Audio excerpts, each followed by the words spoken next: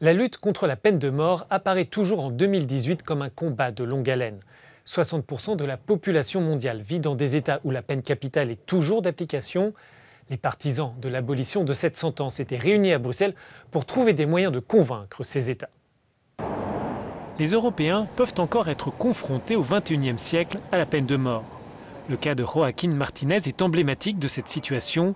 Cet entrepreneur espagnol a passé 3 ans dans le couloir de la mort en Floride pour une erreur judiciaire. Après la réouverture de son procès, il a finalement été déclaré non coupable. Ce n'est pas suffisant d'être innocent. Il vous faut une bonne équipe d'avocats, il vous faut assez d'argent, vous devez avoir des médias derrière vous, des institutions derrière vous. Mais ce qui a vraiment changé ma perception de la peine de mort, c'est de voir les visages des personnes dans le couloir de la mort et surtout ceux de leurs familles. Ce sont les autres victimes dont on ne parle jamais. Les États-Unis font partie de ces 52 pays qui appliquent encore cette sentence. À l'occasion du 7e congrès mondial contre la peine de mort à Bruxelles, les eurodéputés ont proposé de lier l'attribution des fonds européens à l'abolition de cette pratique auprès des pays signataires de l'accord de Cotonou.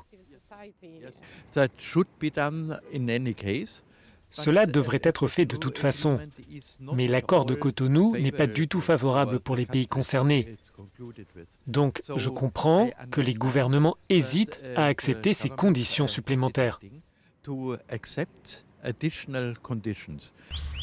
L'accord de Cotonou encadre les relations entre l'Union européenne et les pays ACP, autrement dit l'Afrique, les Caraïbes et le Pacifique. En Europe, tous les pays ont aboli la peine de mort, à l'exception de la Biélorussie.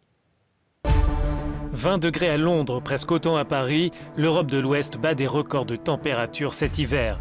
Mais il y a un revers à cette médaille, la pollution atmosphérique. Cette semaine, plusieurs grandes villes européennes ont pris des mesures de précaution. Le nord de l'Italie, la Belgique et les Pays-Bas sont aussi touchés par ces alertes aux particules fines. Le Premier ministre hongrois pourrait être exclu de la famille chrétienne-démocrate.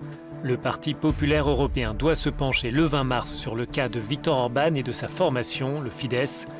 La première force politique continentale se divise sur la rhétorique anti-européenne et populiste du dirigeant hongrois. Laura Codruța-Kövesi devrait devenir la première chef du parquet européen. La Roumaine a obtenu le soutien des eurodéputés de la Commission des affaires juridiques. Opérationnel d'ici fin 2020, ce nouvel organe pourra enquêter et poursuivre les cas qui portent atteinte au budget européen, comme la corruption ou la fraude.